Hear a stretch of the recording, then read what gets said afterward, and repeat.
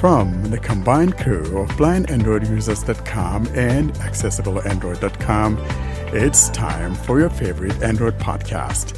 Kick back now and enjoy another fine episode from these fanboys and gals as they navigate Android from a blindness perspective. And now, here's your crew. Hello, everyone, and welcome to the Blind Android Users Podcast. This is our very first podcast episode for the month of October 2025. Thus, we're recording today, Saturday, October 4th, 2025. Coming up in this episode, we have the following segments. We have announcements, followed by Android Basics, where we talk about some of the stuff that we're interested in. Then we have the Spotlight, where we meet with our friend from the American Printing House, the Indigo Nav team. And then we have an unboxing. We call it the Hardware Junkieville. John unboxes the Tab S11. And then that would be what we have for you for this episode. And let's talk about our well-being. Sally, let's start with you. I know the pretty girl, Karen, went out on a date, so she's not here with us. How are you doing, my man? I'm doing well. I hope her dating is going well as well. And I know she's going to kill us for the return, but I'm okay, doing well. Yeah. But, you know, now and then a girl goes out on a date, right? Yeah. That's fair. Like, that's normal, though. Yeah. It's normal. Yeah. And how are you? I'm doing okay. Kind of weather's changing here a little bit. Of course, we've been in the 60s and then, dropping into the 40s. And Thursday, it dropped to 39 degrees, in the morning. So it's that time of year. We're getting there and you want to find a little bit of sunshine and sit in there. It's just beautiful in the car. Exactly. And today's also the day of animal rights. So whoever has a pet, give them a hug. All right. That sounds good. John, how are you doing? I know you are rushing in from a game. Your kid has a game today, and we're glad you were able to make it. Yep. Just got in a few minutes ago. First I'm going to say, I won't be hugging my pet today because they would scratch the hell out of me. But I will pet them on the head. How's that? But yeah, the game was good. He had a hit, which is good. It was a pretty typical week, except with the exception of the fact we had Friday off. So it was a teacher work day at school, and my wife took the day off as well. So we kind of had a nice bonus day to add to our weekend yesterday. So it's a 3-day weekend for us this weekend. Great. I'm glad the kid is liking it because sometimes kids, either love something or hate it. And so it's great to know that he loves it. And most especially if he got a hit, that's going to actually be like a booster for him. Hey, I'm doing good at this thing. And you never know, you may wind up with a baseball player in your hand and making lots of moolah down the road, John. Yeah, he's coming around. Last season we had to drag him out to every game. Now he's looking forward to his games. So exactly, definitely on the right track. Good.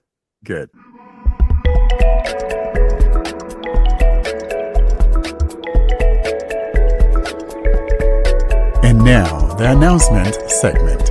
This is a segment dedicated to things we want you to be in the know. And now for this week's episode, here's your announcements.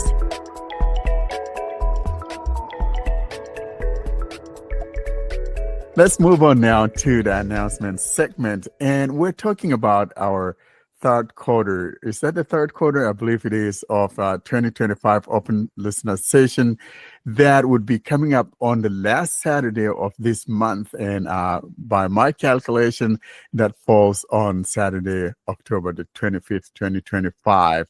As always, we invite you guys to come on and just chat. It's usually an open forum. However, like the last one we had, we invited developers, and we want to do the same thing. So come on in and get to interact with these developers. If you have questions for them, you could ask them those questions, because this is a very good time to ask them about questions that has been bugging you or things that have been bugging you. And so put that down on your calendars that we would be having this on the 25th of October 2025. Sally, anything to say about that open listener session coming up? Well, of course, this is my favorite part, especially ever since the day we started the open listener sessions. It's great to have people come in from different parts of the world and getting to know who are listening to our podcast. It's great feeling that like you come along and talk to us, and we get to know who are listening to our podcast. I really love this feeling, and I want to have it with as much as people possible. And the good part is you're gonna be talking to two handsome guys on this show, right? Exactly, you and I. Oh boy. I'm not gonna say John. John, indeed, he's handsome, but he's taken. So Oh boy. Well, guys, what Warren's do you taken as do? well. He just doesn't act like it. no way. It's hard to be humble, right? When you're Yeah. this good looking. But not seriously, like you indicated, Sally, it's a very great time to get to know people, most especially because usually we don't get to see you guys. And for us blind people, seeing each other is hearing each other, right?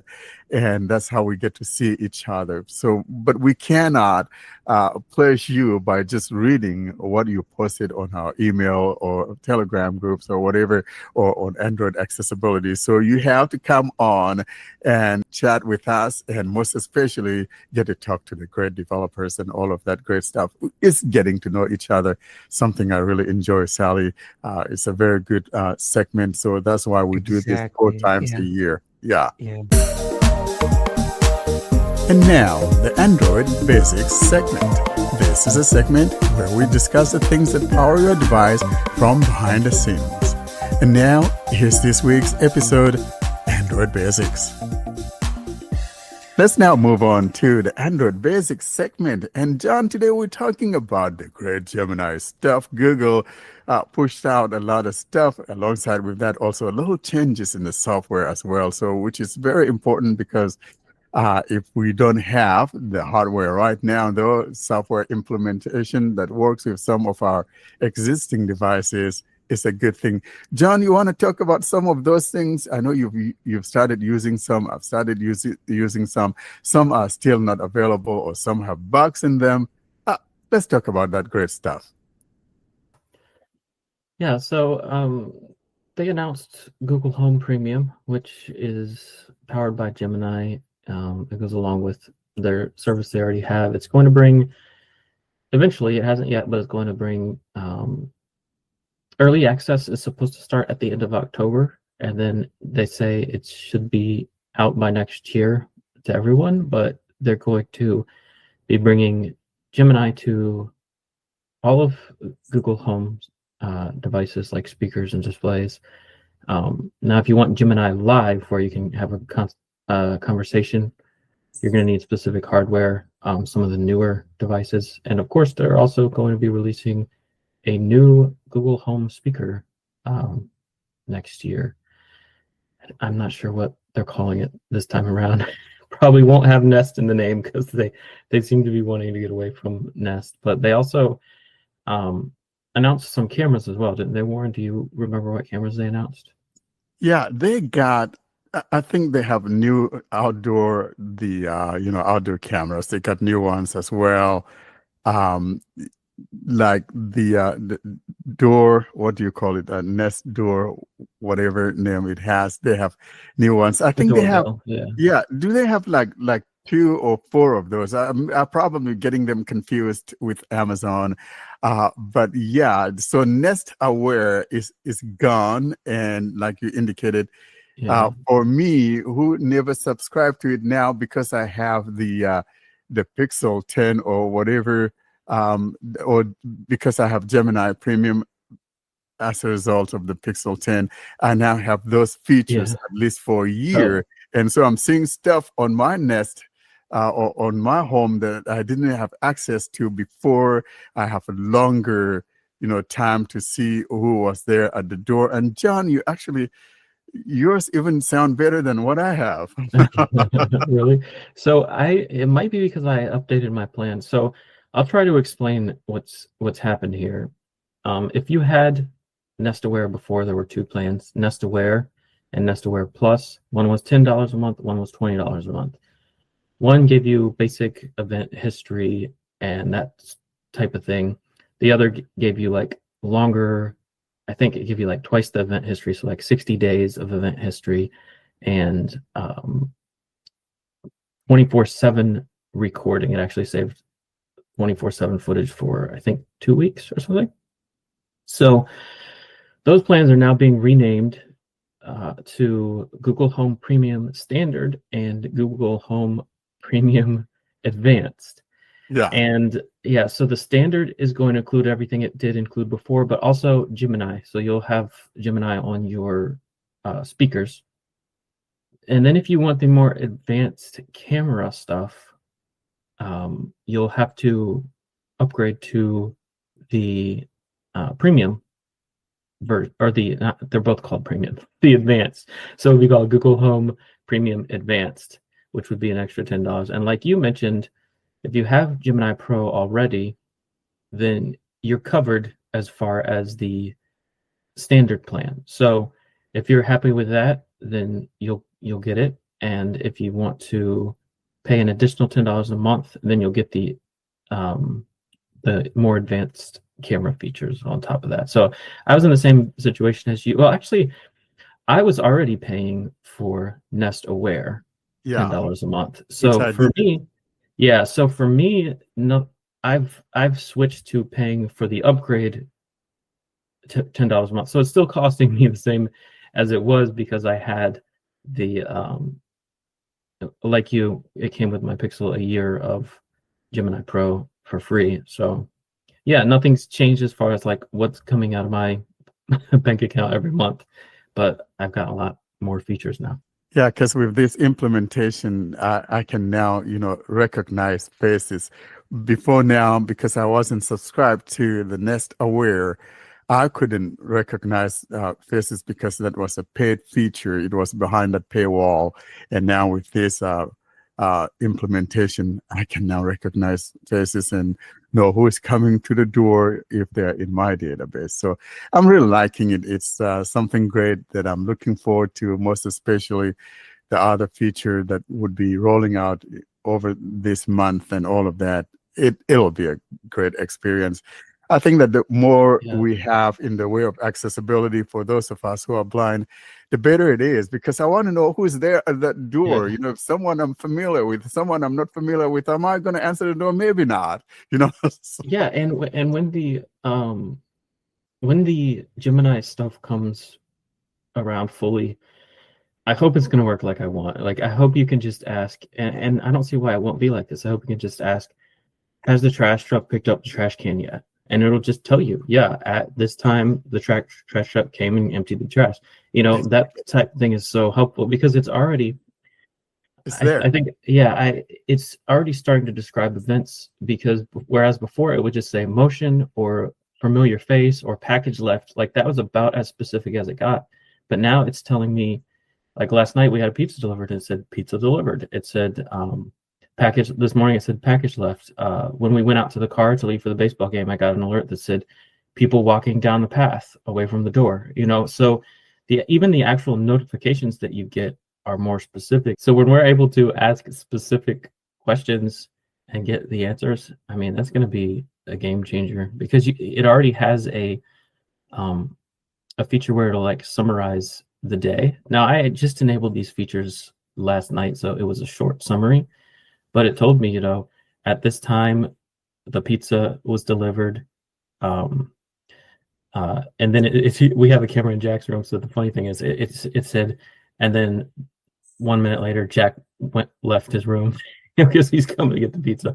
It told when the FedEx truck drove by. It told when there was a dog being walked behind our house. Like, it just, everything that it thinks would be important to you, it lets you know in a summary. So that's pretty cool.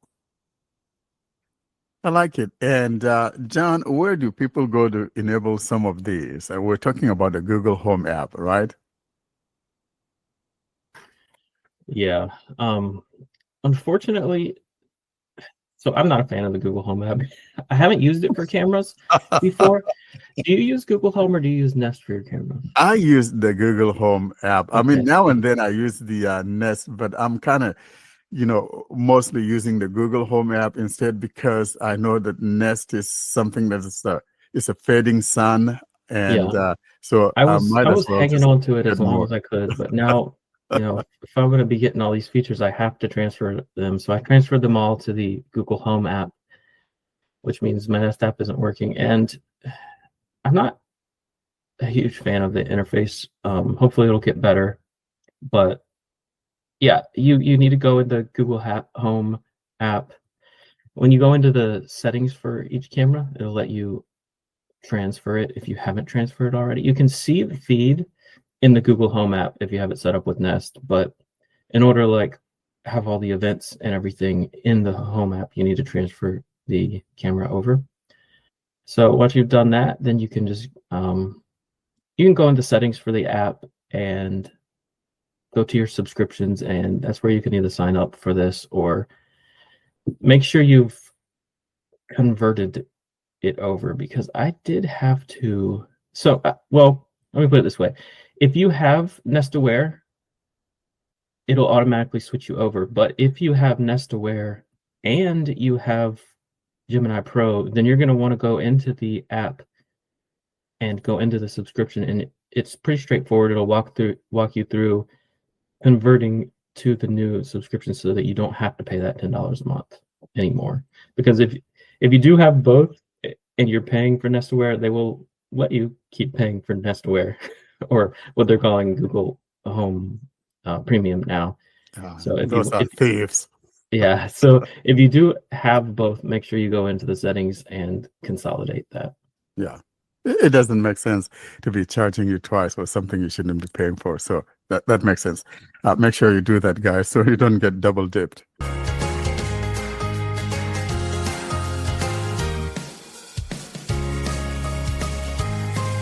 Welcome to the Spotlight segment. This is a segment dedicated to interviews with developers or interesting happenings in the world of Android. And now for this week's episode, here's your Spotlight.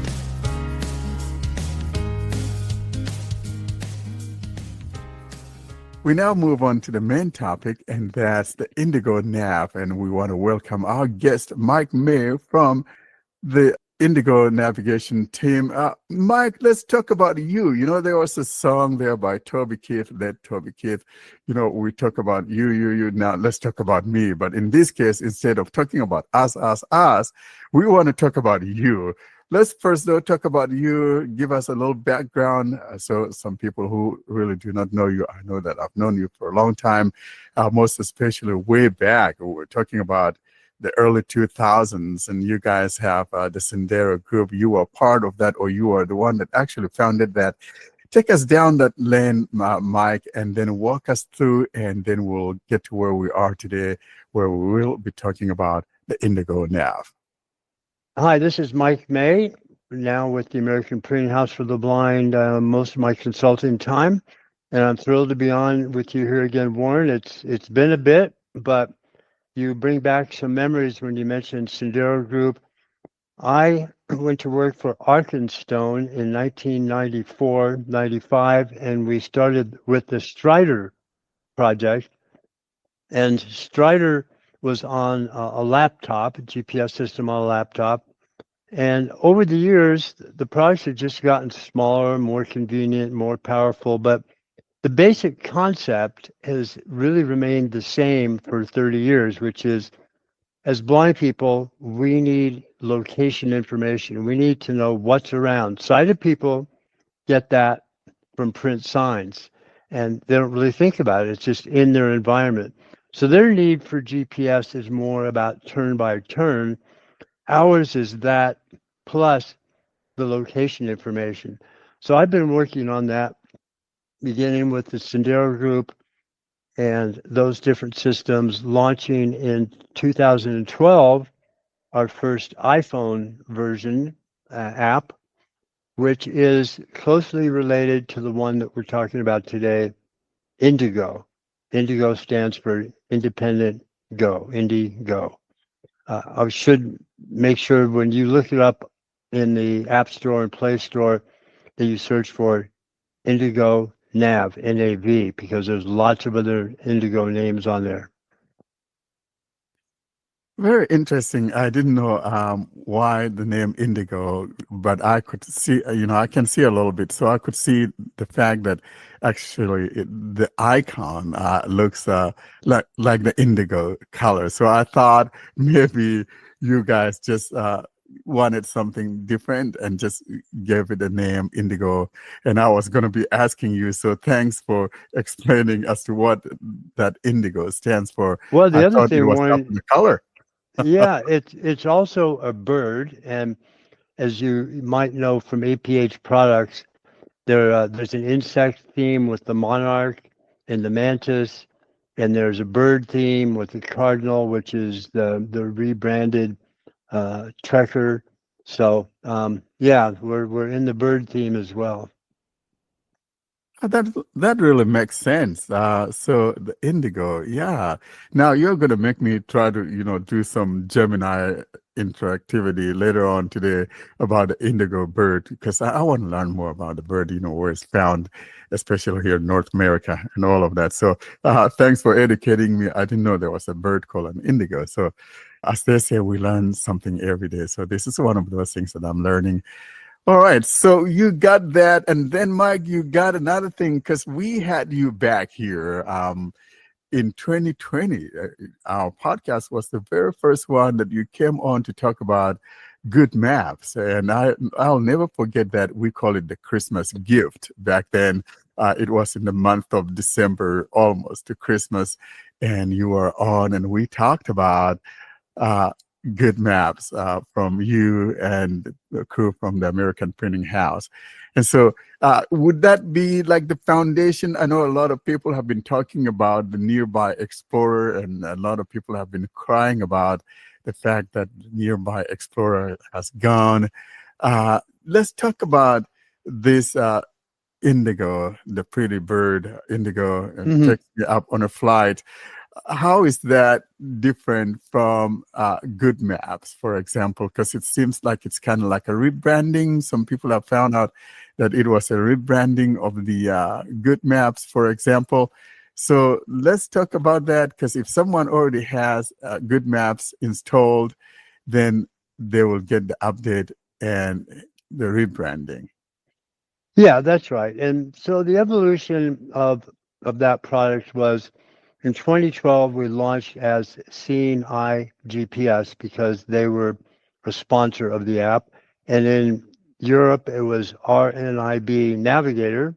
They were the sponsor. And then Australia and New Zealand was, I think it was called AU NSW GPS, lots of letters. And that's because they were sponsors. At that time, it was just iPhone. Then in 2018, when we shut Sendero down after 19 years, the GPS app went to IRA.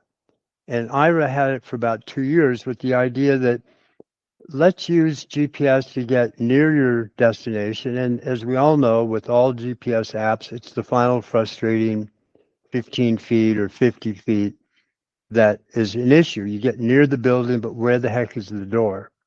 So there's a lot of different ways to approach that, and IRA was one. So they thought, well, this is a good marriage, GPS and IRA. And after a couple of years, they hadn't released it, but they did create an Android version. So hats off to them for doing that. And Greg Stilson was there at the time, and he's now at APH. And so I joined Good Maps. I was out of the GPS business for about 2 years. And then when Good Maps Indoors was founded in 2019, I joined that team to work on the indoor navigation.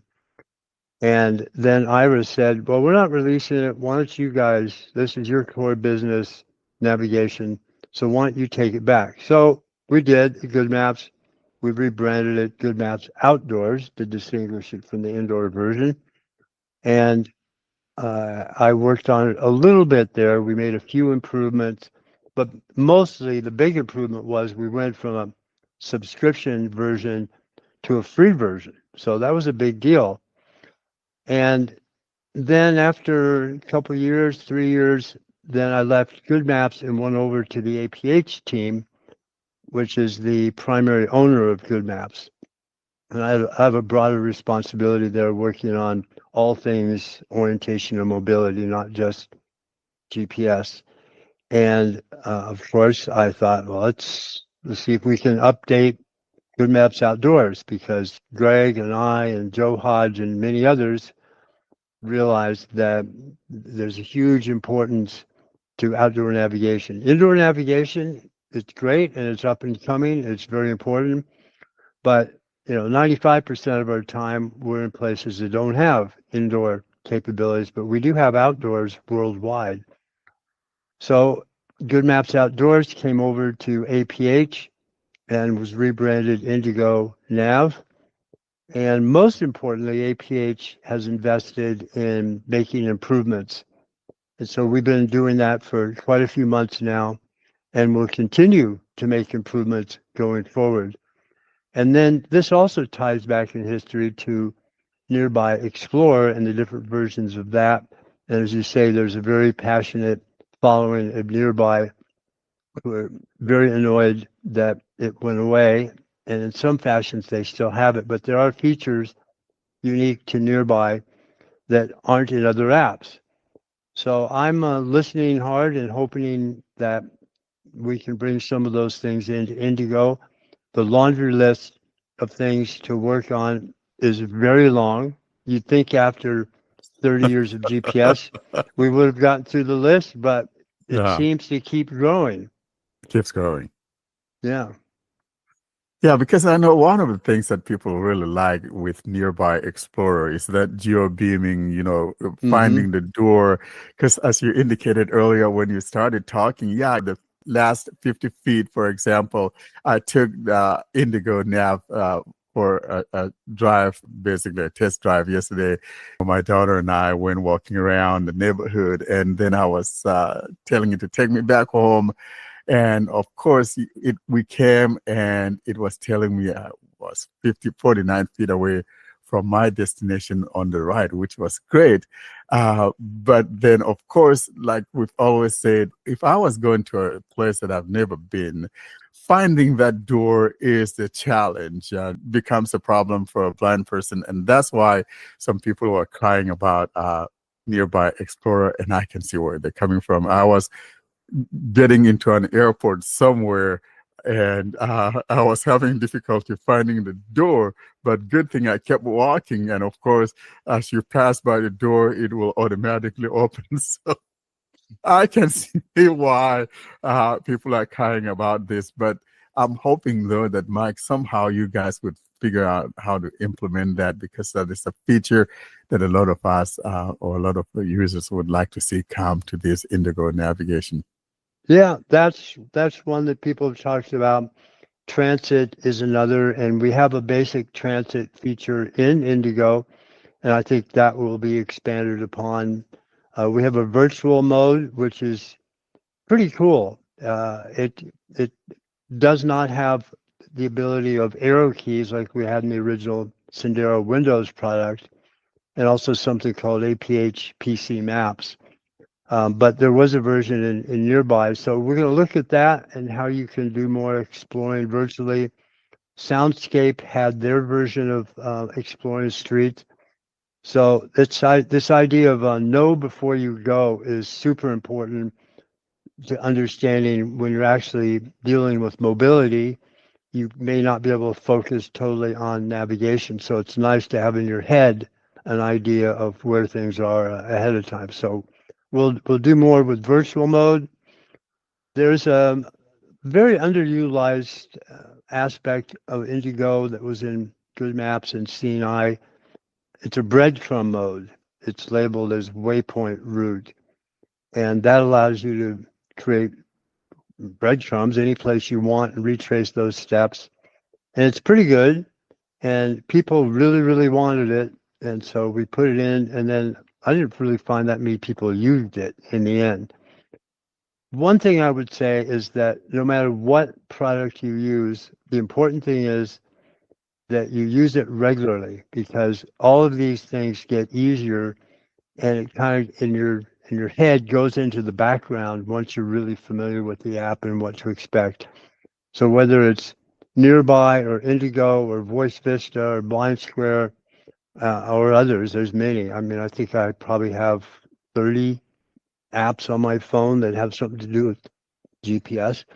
So it's just really important that they all have their pros and cons, and you learn to be an effective user, because having location information makes you much more literate. We talked about Braille literacy. I think equally important is location literacy. Welcome to Apps Junkieville. Mike, I love having several different apps on my device as well. I have many navigational apps as well. So the thing that interests me, Mike, is that breadcrumb you're talking about, because I think that's the most important part of the experience. Talk to us, explain to us how this works. So, for example, I've always wanted something like that. For example, so I'm at my door. I want to drop the first crumb here, and so that when I'm coming back, then it would find that. So can you explain to our people, probably those who don't quite have the understanding of how this works and how the process works? Yeah, there's two ways of dealing with that. Probably my most common use case was I'm in a hotel and I want to just go wandering around. I don't necessarily have a route in mind. So I would drop a user point of interest at the hotel entrance. And sometimes those entrances are in a parking lot or through a big driveway. So getting back to the exact spot can be a little tricky. In that case, I would just record a user point of interest, 1 point. And then I set that as my destination or as my virtual position, so I can reference it once I've walked around the city for a while. And then I say, I want to know where that is. And so I'm going to set it as my destination and use it as the crow flies, or I can create a route to it. Breadcrumb mode is really meant more for a route that just doesn't make sense on streets. Maybe you're cutting through a park, you're on a university campus, and some of the roads or sidewalks are not on the map. That's where breadcrumb mode becomes important. So when you implement it, you turn it on, it starts recording a breadcrumb. Wonderful. That makes sense, because Yeah. I know people want that. I know I do want a feature like that. So you, as the user, just for clarification, as the user, you don't have to think about it. It records your current route. You don't have to actually drop breadcrumbs as you go, or do you? You can if you want. So if you get to a particular intersecting sidewalk on a park, and you want, then you can record. You can change the name of it. You can shake the phone to record a point. Otherwise, it's just recording points, I think, once a second. And then every so many seconds, I've forgotten now what it is, 90 seconds or something, it puts in waypoint 1, waypoint 2, and creates a route that then you can then load. You can save it and then load it when you want to return and rewalk that path or use it on another day. Oh, okay, cool. So it pretty much takes care of itself once you enable it, until, like, if you want to specify, like if you want to rename a specific waypoint while you're at that area, then you can do that if you choose to. But if you don't, right. it'll still record your path. Okay, cool. Correct. I think it's a brilliant implementation, because, like you indicated, Mike, if I'm at a hotel, I remember I always tell this story. I went to a convention. This was in 1995 in Fresno, California. It was a big, big Holiday Inn. And to be honest, I didn't get a hang of that hotel until the very day we were about leaving, before I finally figured out that hotel. There were so many elevators. I'd never seen a Holiday Inn that big. So something of this nature would have come in very handy. Yeah, the first version of that, where I really gained an appreciation for this, was before routes and any of this stuff was really working. In the mid 90s, there was an NFB convention at Disneyland in Anaheim. And if you walked to the Disneyland front gate on the streets, on the sidewalks, it was about a mile and a half or 2 miles, because you really had to circumvent this 200-acre parking lot. But if you went straight from the hotel across the parking lot to the front gate, it was less than half a mile. So we had a fun contest, and this is when everything was in a backpack, and you had lots of cords, and the biggest risk was that something was going to come unplugged. And so we had people challenged to see if you could find a way from the parking lot, line of sight, as a crow flies, to the main gate of Disneyland. And then we had somebody else who was taking the street path, and we wanted to see who could get there first. And we did have some equipment failure, but it was far faster to go straight through the parking lot. I like that you brought up an amusement park, because this is like the perfect example of where you won't have mapping information available to you, and this waypoint feature would come in useful, or breadcrumb feature, because you could just say, if you're with like a big group of people and you're going to go off on your own, you're like, we're going to meet back at this specific ride, at a certain time, you can just, mark that point and find your way back on your own. Oh yeah, absolutely. And I did a lot of that. I'm a Braille Note PK user, and the GPS still works on that. And we've got, between collective users, we've got about 15,000 points of interest marked around the world. And that was a really easy way to mark those rides. And even though you didn't get a route to them, you could always know, relative to your position, that Space Mountain is 127 feet to your right. And then you can work your way to it. Mike, let's talk about something that has come to our attention on our email group, and that has to do with availability. I know that the Nearby Explorer wasn't available worldwide until Nearby Online came through. Now, how about this one? Some people are reporting that they're not seeing Indigo in their locations, especially folks outside the US. Is this something that is available for folks outside of the United States, or is just for the meantime, just from within the States? No, it's in most countries, perhaps not all countries. I mean, there's places like Luxembourg that I remember, were not on the list, but it's in most countries. The translation is pretty basic, so it may not be the greatest translation in some other countries. We've heard a few reports of in Germany where some of the prompts came out in a combination of German, English. These are things that our development team will be working on and tweaking. But if somebody is in a country and they don't see Indigo Nav in the App Store, certainly email us and we'll get it added. Thank you so much. Yeah, because some of the people were reporting that they haven't seen it in their locations. And Germany is one of those areas. I know we have a friend there, our friend Eva, who's reporting that she's not seeing it. So maybe it's coming up in what I call German, German and English merge together. Maybe the name Indigo Nav is something else or whatever. Maybe it comes up with a different name in Germany. Who knows? But it could be the reason why people are not seeing. But if you guys are hearing us, if you're listening to this episode and you're not finding it, you just reach out to these guys and they'll get you the appropriate URL so you could get hold of it. Yeah, probably the best approach is email support@aph.org and just let them know, hey, I'm not finding it in my country. And then we can go into the dashboard and double check that the country is on the list. It should definitely be in Germany, but there might be some other smaller countries that are not on the list. And there's no reason for that. It really should be available everywhere. There are no guarantees in terms of what map data is there. It's using Google Maps for the streets, and it's using Foursquare for the points of interest.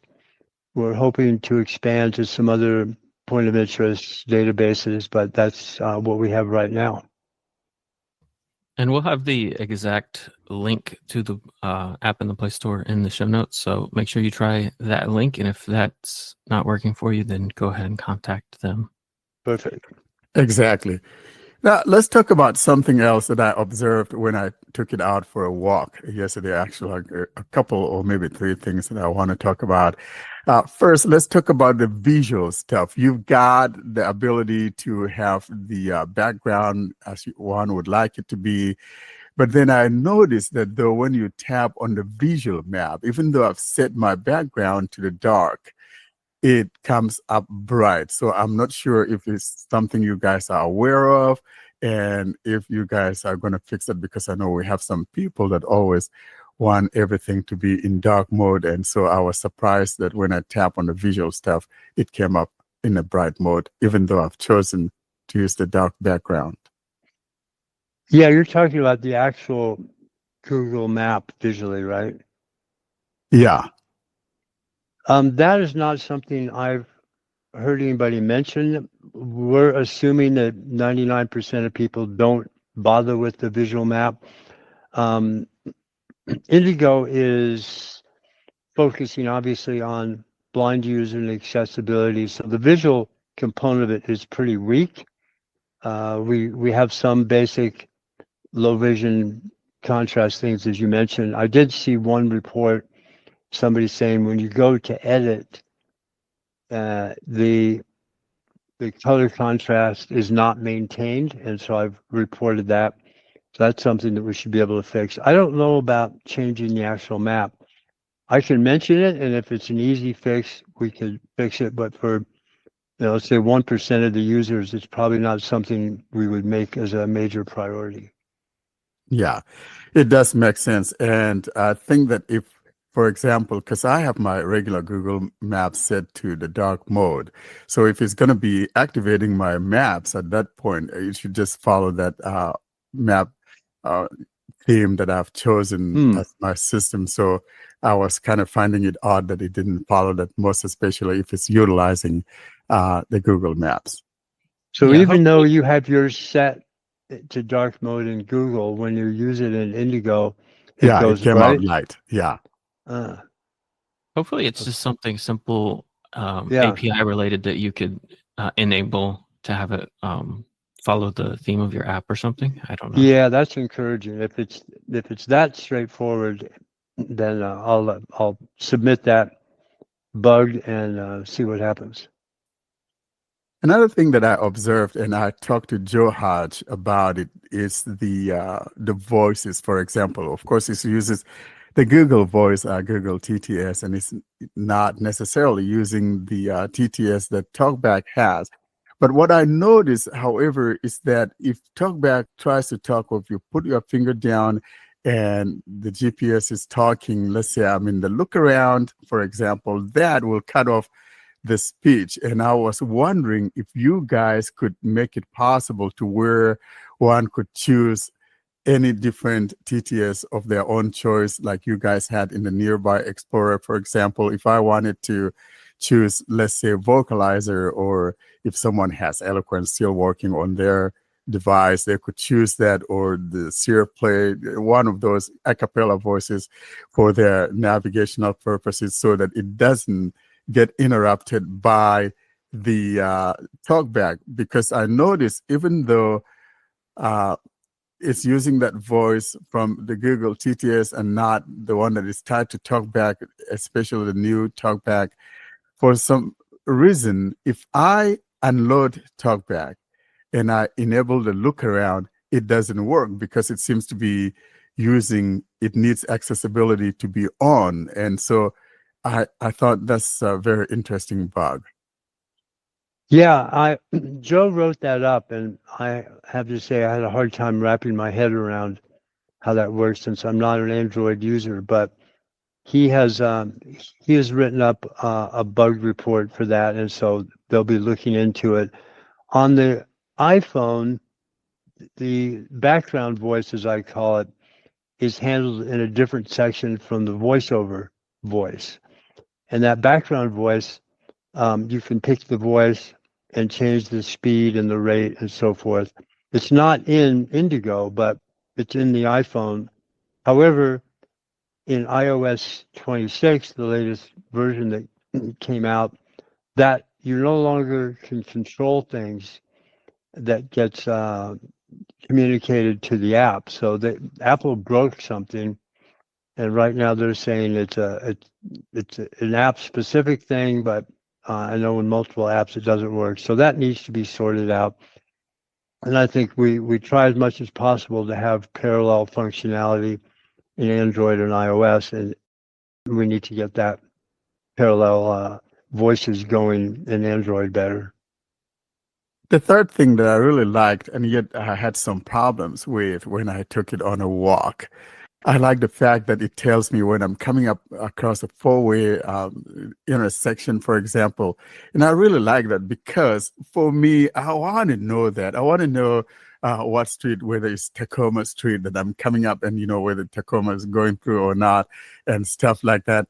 But for some reason, I noticed yesterday when I was walking with it back home that sometimes it's saying stuff like, the whatever's 300 feet while I'm almost already there on the corner, or I'm already actually crossing that, and I'm wondering what that could be. Probably, like you say, as I use it more and more, it may get more adaptable, adapt to what I'm using it for, and all of that.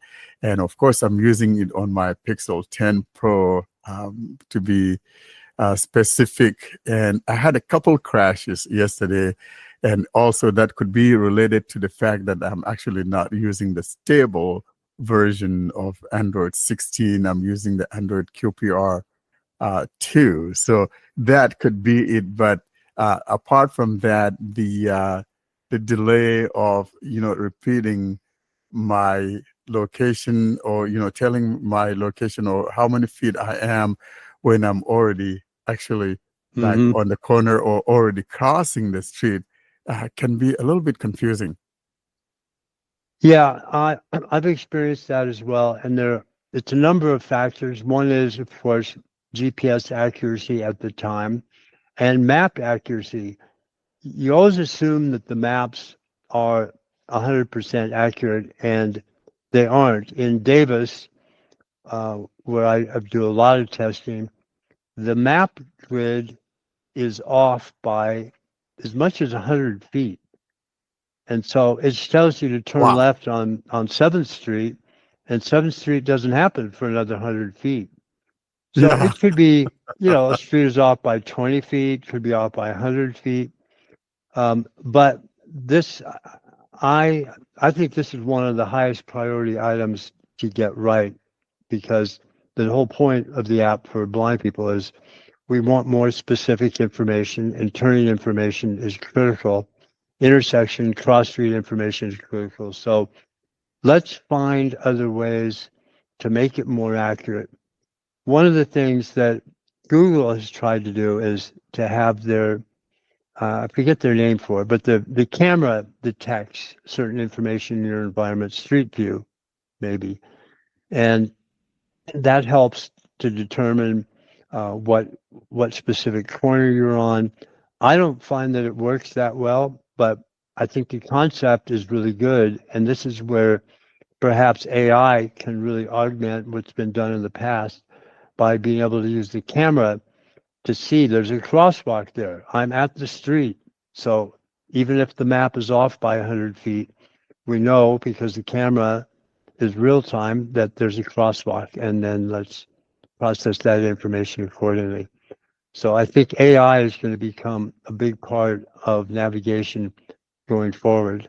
I know other companies are working on this. I met with a new company, Pulse Touch or something, in Eindhoven, Netherlands, and there's some young guys, And they're really starting out from the idea of let's navigate with AI.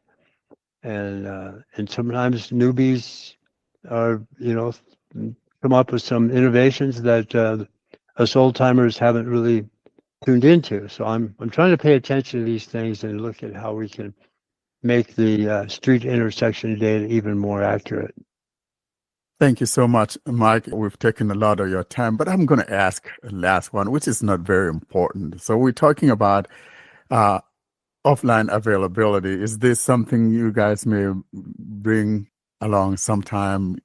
Say one could pre-download a map for offline navigation in the event that I'm navigating and I lose connectivity. Would this be something that could be looked into? Well, connectivity is the pain point for all of these different apps. And so anytime we can move something over to the phone, the on-device maps would be fantastic. It's definitely on the list. It's a very heavy lift because the whole scheme is all now based on getting real-time data from the cloud. But maybe there's a way we can have a small segment, a 1 square mile segment gets downloaded on your phone and address it that way. So it's on the list. Thank you. That would be great, because the same thing with Google Maps, you could download a little segment. For example, I downloaded my little town offline, for example. So if that's doable, I think it'll be great. I'm just kind of thinking of, instances when one has no internet access or something happens and you drop from the internet. So that could come in handy. Yeah, I encourage people to write up suggestions and think of it when you're writing as you are describing this to a developer who may or may not know all the intricacies, because it makes it a lot easier to submit those things to development if they're quite specific, and if you can mention that a problem can be repeated. Those are always easier to solve than the ones that are intermittent. So the more definition you can give to a problem, the better. And please send those both bug items in as well as feature requests. Thank you so much, Mike, for coming on. And we really appreciate you taking time, especially on a Saturday morning when you should be sleeping in. So I'm so thankful that you sacrificed this Saturday morning to come and talk with our listeners. And thank you so much.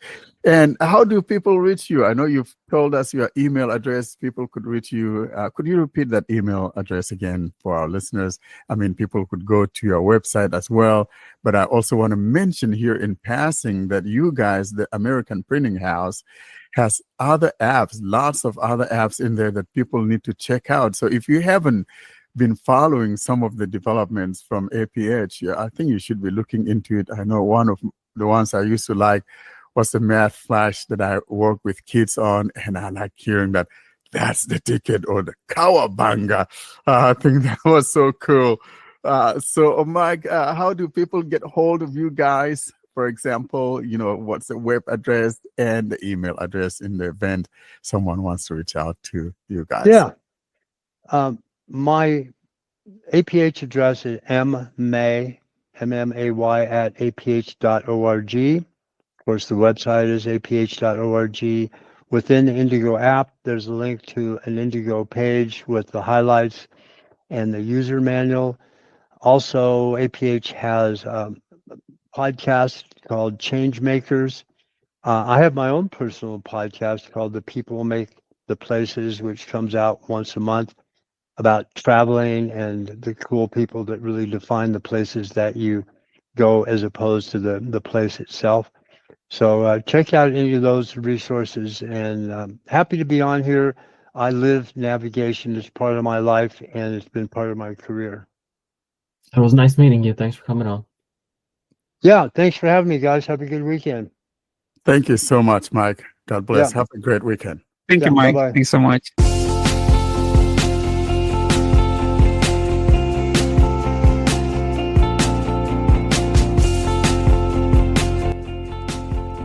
And now, the unboxing segment. This is the segment dedicated to the unboxings of phones, tablets, watches, or any hardware device having to do with Android. And now, here's this episode's unboxing.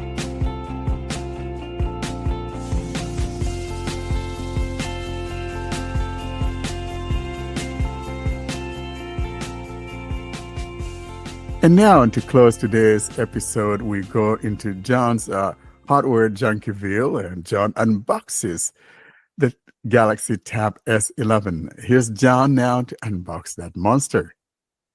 Hello, welcome to this unboxing and setup of the Galaxy Tab S11.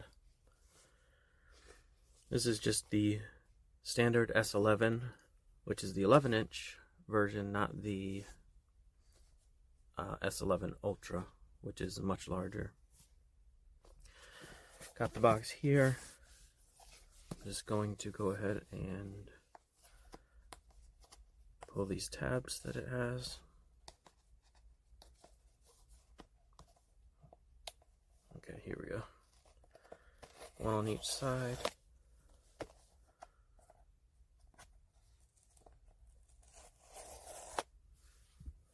That's all you have to do to open it.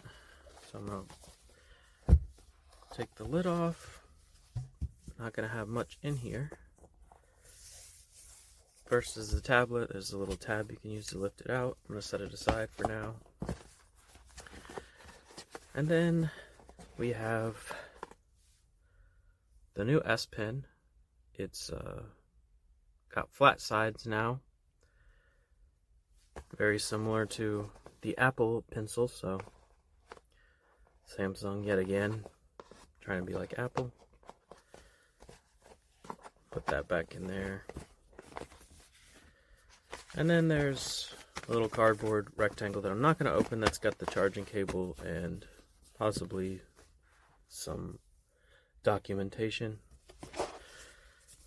Going back to the tablet itself. See if I can find a civilized way of opening this instead of just tearing into it. Here we go. Just going to open it at one side and slide it out. I like the feeling of it.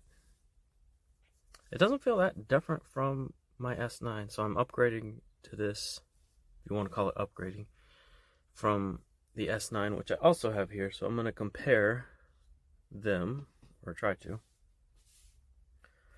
First I'm going to put them face to face, see if there's any size difference. I would say there's not any size difference as far as the height and width. Let me set them on this box, put them next to each other to see if there's any noticeable thickness difference.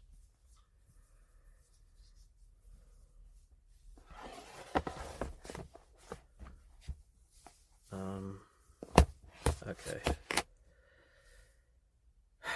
I don't notice it. I mean, there's supposed to be something like half a millimeter, so nothing you'll notice. Let me try weight. See if I notice a difference in weight. Maybe a little bit of difference in weight. Yeah. I almost lost track of which one was which. They're very similar. The S Pen no longer magnetizes to the back like on the S9. So I can feel the magnetic strip on that. Yeah, this one's a little bit lighter. It is a little bit lighter. Let me see how this attaches. The S Pen might attach to the top. Yeah, there's magnets along the top, so you can just attach it there. So it no longer attaches to the back. Which means you might have some weird looking cases with this one, where the top isn't actually covered.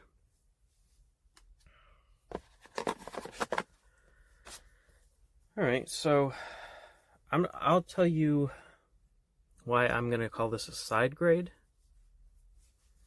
because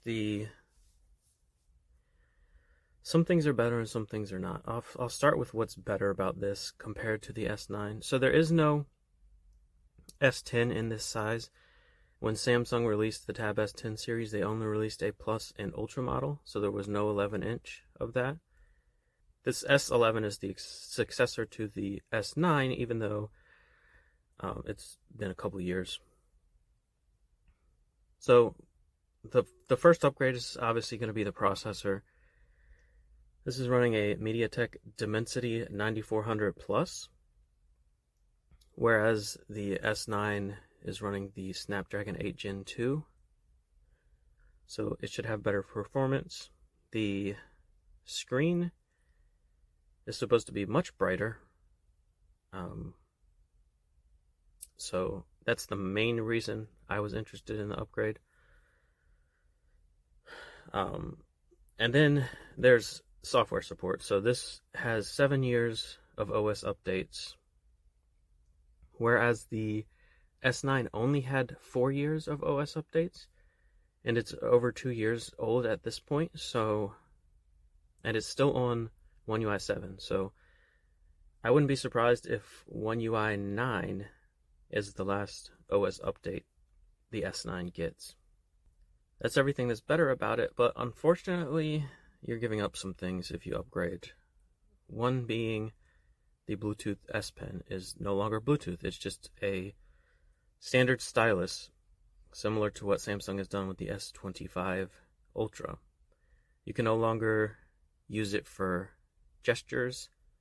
If you used S Pen gestures in the past, you won't be able to do that anymore. If you used it as a remote to take pictures or anything like that, you won't be able to do that anymore. So it's not Bluetooth. It does not charge from the tablet. It has no battery. It just magnetizes to the side. The other thing you're giving up, and this is much more of a bummer to me, is haptics.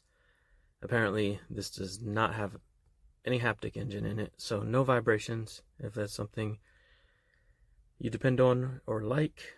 I use the Braille keyboard a lot, and you kind of need, well, you don't need vibrations, but you depend on them to know when you can do certain gestures if you're doing Braille keyboard gestures, because you have to hold one finger until you feel vibration and then do the gesture. If you try to do the gesture before the vibration, it won't do anything. So it is important to me. It's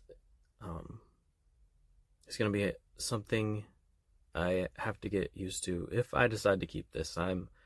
To be completely honest with you guys, I don't know if I'm keeping this. Samsung gave me $550 trade-in credit for my 2-year-old S9 that I paid $800 for. So that's actually a good value. But if I don't feel like it's an upgrade for me, then I'm probably just going to return it instead of ship my trade-in. I'm going to go ahead and turn it on now. Okay, so they're not exactly identical because the buttons are reversed. Apparently, so holding it in landscape now, the volume buttons are on the left and the power button is on the right. It was reversed on a previous model, so even though these are practically the same exact size and shape, you will not be able to use your previous case with this, which is exactly how Samsung wants it. They want to sell you new accessories. I also heard from some other reviews the pin placement for where the keyboard connects is different. So if you want the keyboard accessory, you'll have to buy the new keyboard accessory. You won't be able to use your old one. So I'm going to press this new power button in a new location. Press and hold. Now, I'm going to let go now, even though I did not feel a vibration because there is no haptic motor. And yeah, so I'll just wait a minute or two because I'm not sure when to do this. All right, I'm going to try it now. What I'm going to do, because it's a Samsung device, I'm going to press volume up and side key at the same time and immediately release them both. That did not do anything. Maybe?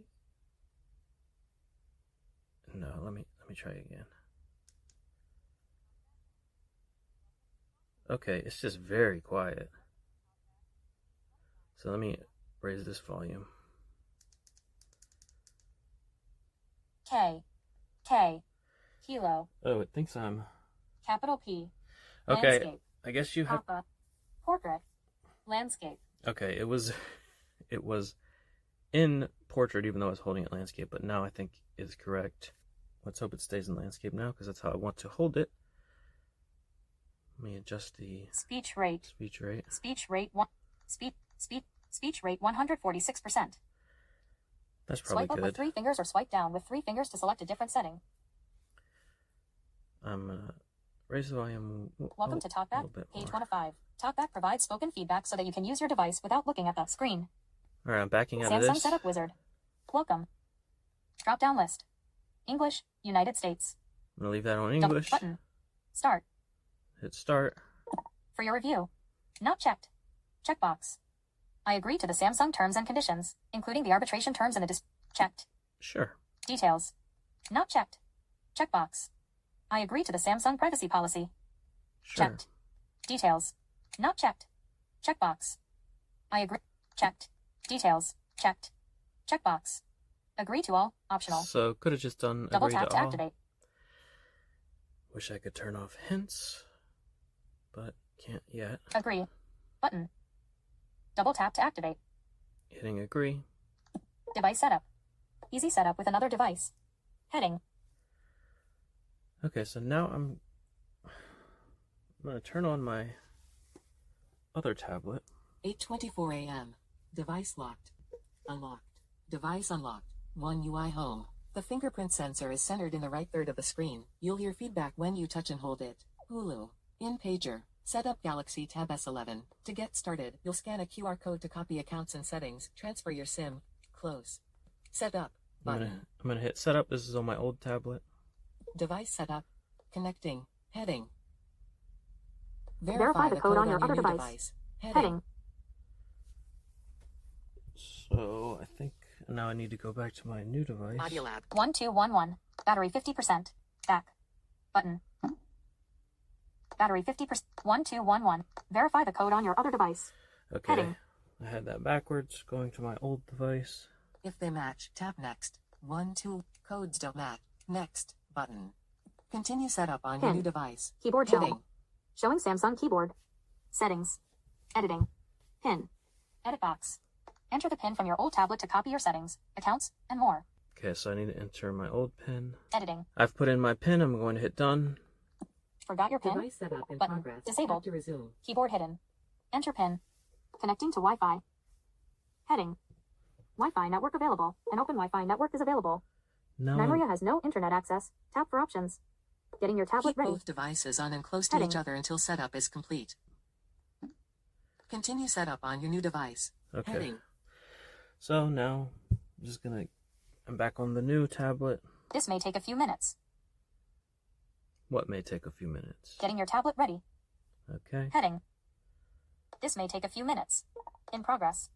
Progress bar. Windows Samsung Setup Wizard. Checking info. Heading. Account setup. Checking info. Heading. Device setup. New Getting sign account in on info. Galaxy Notification Tab shape. S11. Heading. Google account was Getting signed account in info. too. Did you just sign Heading. in? Did you just Android sign into switch. your Samsung account Copy on your apps and data. device? Heading. Easily connect to nearby devices. I'm gonna silence that. Just to let you know at this part, you're going to make sure if you're going to transfer your settings, and this goes not just for tablets but any Samsung devices. If you're going to transfer your settings, you need to make sure you're using Samsung's TalkBack and not Google's TalkBack. That's not going to be an issue for me because on my tablet I just have Samsung's TalkBack installed.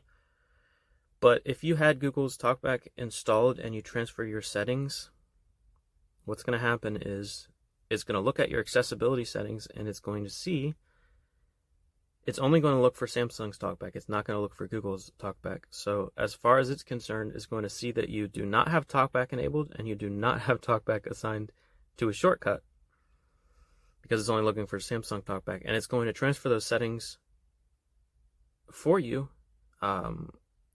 during the setup. TalkBack's going to be turned off, and the shortcut is going to be disabled so that you can no longer turn it back on, and you're going to basically be stuck. So just wanted to put that out there, although most of you will be transferring with Samsung's TalkBack. If you are using Google's TalkBack, make sure you at least reinstall Samsung's TalkBack, assign it to a shortcut, and have it enabled when you transfer your settings. You can choose to copy apps, photos, contacts, and more. Animation. Don't copy. Next. Button. Going next. Copy your data. We use the Smart Switch app to copy your apps and data from your old device.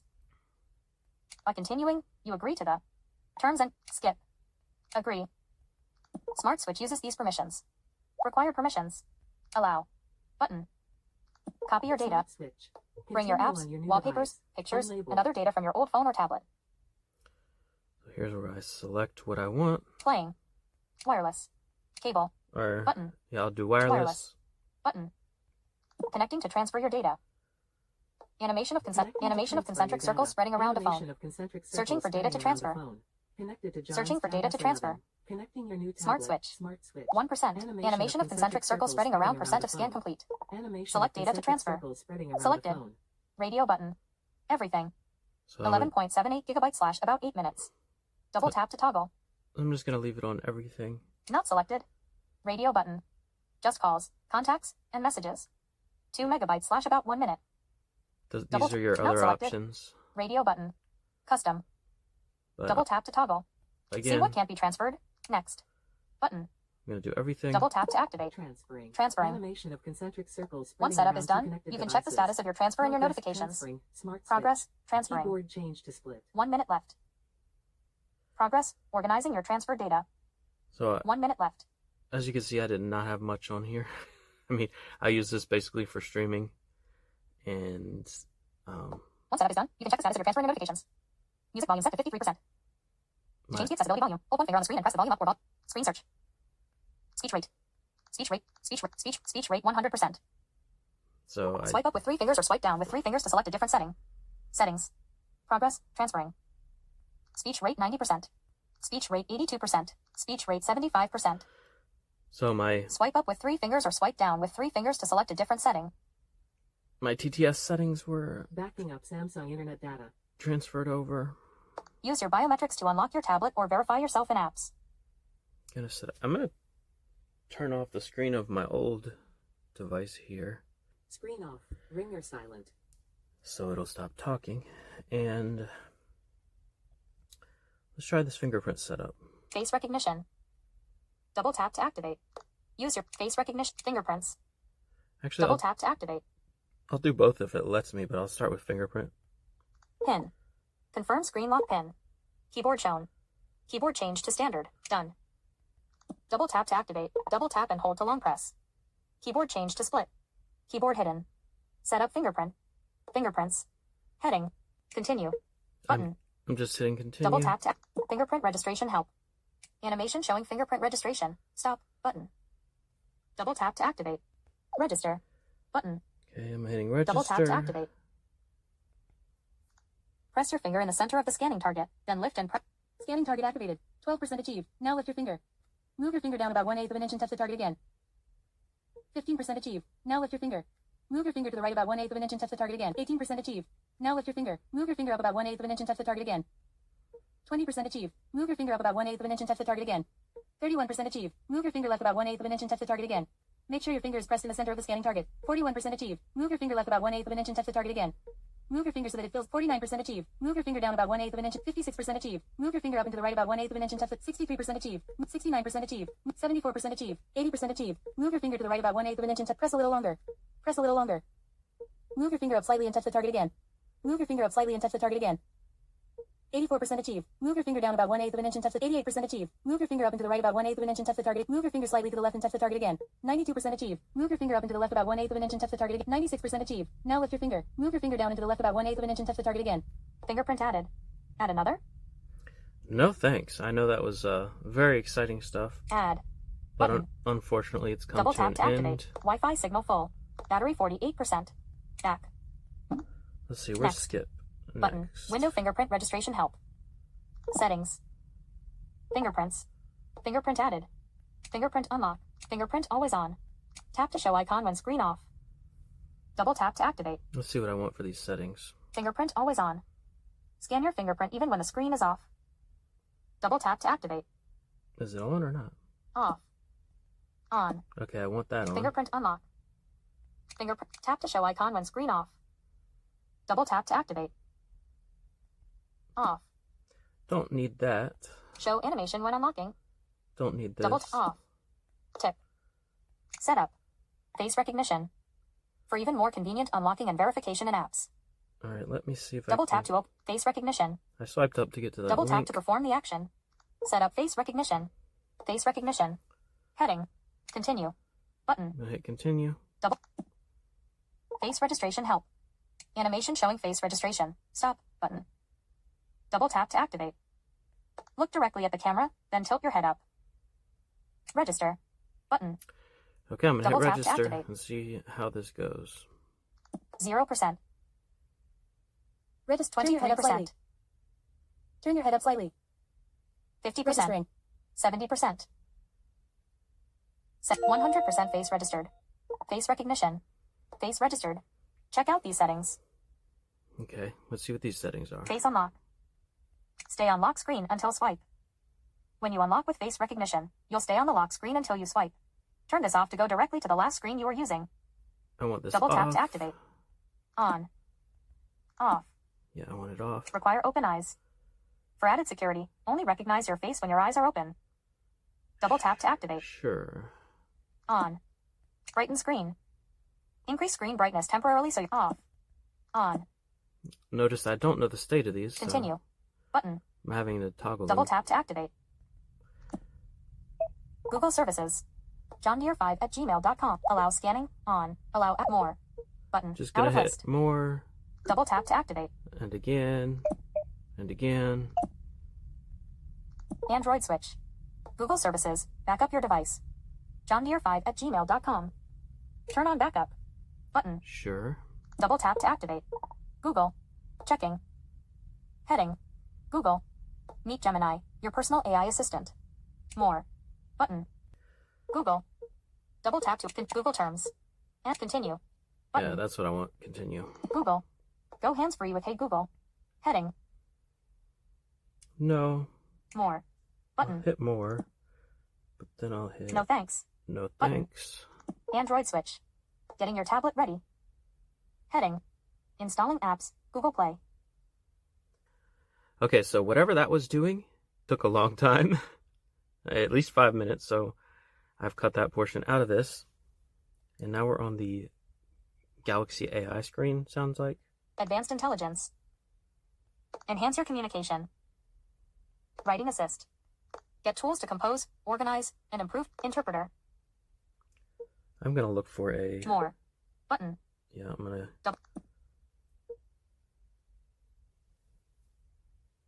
More. Button. just keep hitting more. More. Button. Next. Button. And then next. Bixby. Use Bixby with just your voice. Let Bixby be your guide as you learn more about your Samsung products and even try out their hidden functions. Since Gemini is now the side key. Next. Button. Next. Button. Disabled. Bixby. Samsung Bixby uses these permissions. Heading. Just accept. More. Button. Or hit more. Call logs. More. Button. Out of. More. Button. Usage data access at next. Button. Okay, next. Samsung Setup Wizard. Samsung Services. Heading. Checked. Checkbox. Auto blocker. Keep your personal data safe by blocking security threats and suspicious activity. Blocks apps from unverified sources. Not checked. I don't like that on. Checked. Checkbox. Customization service. Get customized stickers. Search results. Not checked. Checked. Checkbox. Personal data intelligence. 3 of 3. More. Button. Out of list. Agree. Button. Okay, so Double tap to activate. I only left personal data intelligence on. Recommended apps. Please wait. Heading. Let's see what apps are recommended. Apps will be updated when you're connected to Wi-Fi. Update. Title. Samsung Global Goals. Samsung Electronics Co., Ltd. Checked. No thanks. Checkbox. Not checked. Title. Samsung Health. Checked. Checkbox. No thanks. Not checked. Title. Samsung Notes. Checked. I'll leave that. Title. Voice recorder. I'll checked. leave that. More. Button. Out of list. See what else there is. Title. Smart Things. Samsung Electronics Co., Ltd. Double tap to activate. I do not use this. Checked. So turn that Checkbox. off. Not checked. Title. Pen up. Checked. No. Not checked. Title. Calendar. Samsung Electronic. Checked. No. Not checked. Title. Samsung News. Checked. No. Check. Not checked. Title. Gaming Hub. Checked. No. Not checked. Title. Reminder. 10 of 15. Checked. Checkbox. Sure. More. Button. Out of list. And we got more. Double tap to activate. As is the case in a lot of Samsung apps, it doesn't just scroll the screen for you. So I have to hit more. Let's see if there is any more. Title. Tips. Samsung title. Reminder. Samsung title. Okay, we Tips. got tips. Checked. No thanks. Check. Not checked. Title. Samsung Find. Samsung Electronics Co. Sure, Ltd. I'll Checked. leave Title. Samsung on device resource English. United States. Checked. Title. Samsung on device resource Espanol. Estop. Checked. that. Don't need that. Not checked. Title. NSS language pack. Samsung Electronics Co. Ltd. Checked. More. Button. Out of list. We got more. Double tap. Title. Title. Samsung on device resource English. Unit title. Samsung on device resources title. NSS language pack. Checked. Checked. Next. Button. Okay. Out of list. Now we can hit next. Double tap to activate. Disabled. Samsung setup wizard. You're all set up. Alright, and We're transferring and organizing your data. Keep your tablets connected until the data transfer is complete. Explore Galaxy AI features and more in settings, tips, and user guide. Button. See what's new. Button. Home. yeah, Double tap to activate. I'm going home. One UI Home. Device unlocked.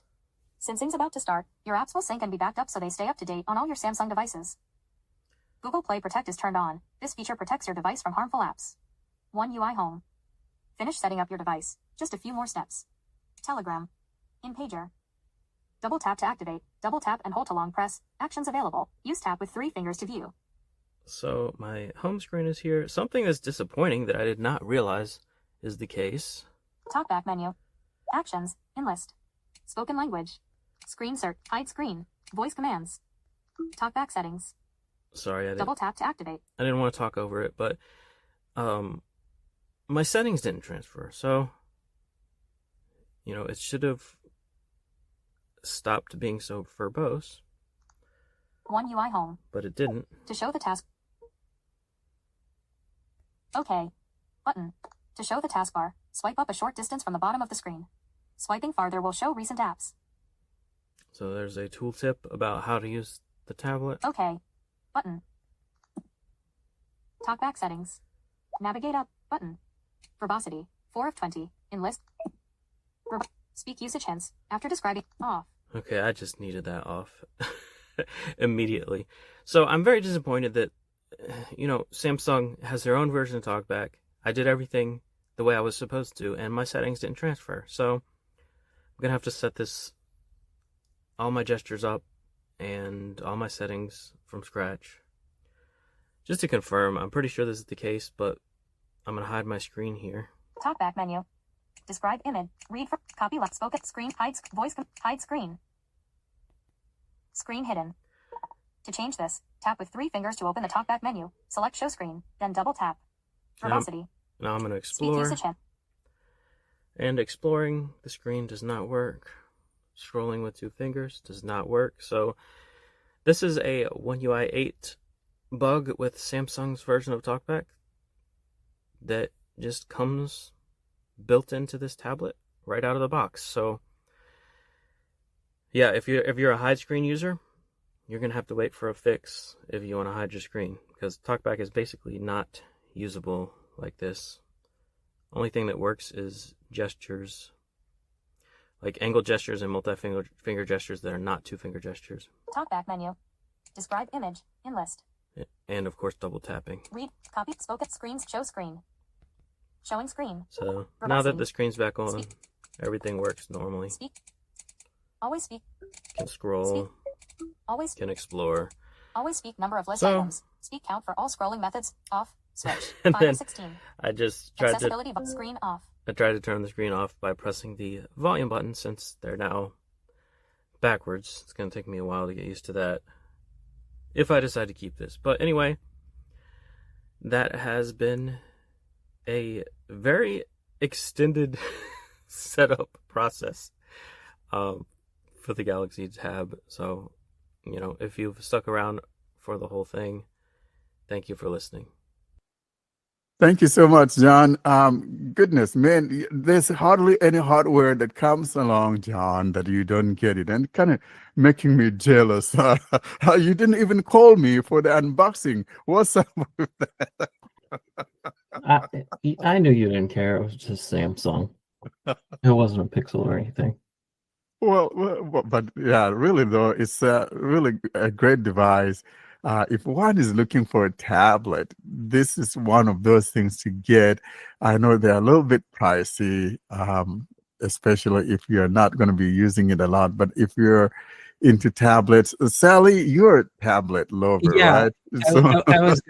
I was going to ask him, like, how do you like it over S9 after using it for some time? So I'll be honest, day-to-day usage, like speed of talkback type thing, there's no difference. Like, I don't feel, the only difference I feel is that I don't have haptics anymore. So, I mean, I know, Warren, you're not a fan of vibration, but I do like it. So I do have it enabled, and I do notice it, and I am going to miss it. But what about you, Sally? Do you use vibration or not? Does that matter to you on a tablet? Well, it matters to me, and I felt kind of disappointed when I didn't have it on S9 FE that I have right now. In my previous tabs, I used to have them, so this is another deal breaker for me for getting the S11. I'm not sure whether I should get it or not. Yeah. So, I mean, friend of the podcast, Joe Hodge, talked me into keeping it. I was considering returning it because I couldn't feel the difference. The screen is a little bit brighter. So for me, because I do use it to watch things, that matters to me. And if I put them side by side, I could point out which one was the newer one because it was brighter. So the screen is a little bit better, but it's not like a game changer or anything like that. The main reason I kept it is just, he said to me, he said, John, they're giving you $550 for your tablet. If you return this, you're going to be in the same situation the next time a tablet comes out. You're going to be wanting the new one, and you're going to be getting a lot less for your trade-in. And I'm like, you're right. So I just went ahead and did it because this tablet, it comes with 7 years of updates. The last one came with only 4, and 2 of those years have already been used up. So, and by the time the S12 comes out, I'd be wanting that anyway because I wouldn't be getting the updates anymore on the S9. So hopefully, Yeah, that's right. hopefully this one, will last me. I mean, it's not going to last me 7 years. I won't pretend that, but maybe 3 or 4. That'd be nice. Well, for me, for S9 FE, after getting the One UI 7, I feel like my tab is getting slower for some reason. I don't know why, but I got the 6 gig version of that tablet. Maybe I should guess I should get the S10 FE, but I'm not sure because S11 is a little pricey. Updates are kind of overrated. I just went on a whole thing about I'm getting this because of the updates, but they're really I don't know. I wouldn't be like, for example, I think I mentioned this on a previous episode, but in One UI 7, when my tablet got that update, they took away the feature where I could stream, where I could cast from my TV screen to my tablet screen. Like it's just gone. It's not there anymore. They took it away. Had my S9 been stuck on, One UI 6, it would actually have more features right now. Because Exactly. my yeah. TV it's something that happens over the local network. Like it's not cloud dependent or anything. My Mhm. TV would still send, cast to that tablet. So I don't know. Maybe you don't need updates. I mean, That's it's true, good though. I for mean, security, but the well, tab is not something that you use the whole day, so maybe it's not a good idea to care about updates. Now I got a May security pack, and I received the July one, but I didn't update it because I knew that something's gonna be broken because it's gonna be a big update. So I didn't go for the update. mhm. Well, if they took away a feature, I don't know why they would take away a feature, but they all do this idiocy, or lots of them do that. There's a feature that you really dig, you really like that feature, and then an update comes along and someone figures out, we don't need this, and boom, it's gone. And here you are liking that device because of that particular feature. Now you don't have it, which is not good at all. But it's one of those things that we have to live with, with these devices and all of that. But John, I don't think that you're going to be holding on to that thing for 3 years. Maybe next year when there's another tab coming through, you may be getting a new one. Speaking of tabs, maybe it's time for me to get a new tab with a different brand. So that could be a new horizon for us in the podcast, right? You never know Oh, with you me. could get one of the Walmart, the on tablets. Talking about Walmart on tablets, Google kind of partnered with them, so they have that Google camera. Yeah. I should have mentioned that earlier, but Well, so, I don't think I can get them here, though. no, Yeah. maybe on their No. website. I don't know. No, they won't be selling them here. So You I don't have get other. Walmart in No, Turkey? we don't have them. Oh, I'm not interested in it. I mean, I know, like for me, I'm niche use case here because I want the brightest screen possible. So I already know without even looking it up, that thing is not going to be bright. I doubt it would even have an OLED screen. It probably has an LCD screen, which is fine for most people, especially blind people, right? But for me, like I'm going to want the bright screen. So I'll probably be sticking with Samsung for a while.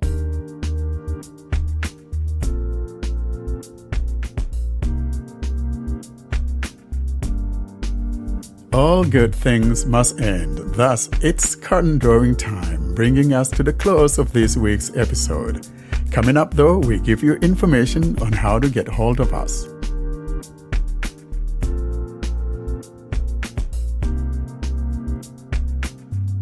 And John, sticking with Samsung, with that, though, we come to the end of this week's episode. Here's John, though, to give you information on how you can get hold of us. John? To contact us, simply send an email to contactus@blindandroidusers.com. If you'd prefer, you can leave a voicemail by calling +1 307 202 9797. You can join our mailing list by sending a blank email to Blind Android Users plus subscribe @groups.io. You can join our Facebook and Telegram groups or subscribe to our YouTube channel using the links in the podcast show notes or YouTube video description. And you can find all of this information and more at our website, blindandroidusers.com. Thank you so much, John. And folks, with that, we come to the end of this great episode. From me, I want to say thank you so much for listening. Looking forward to seeing you guys next week. Goodbye, and keep them home fires burning. Have a great week. Thanks for listening. Thank you for listening, guys. Have a great week ahead.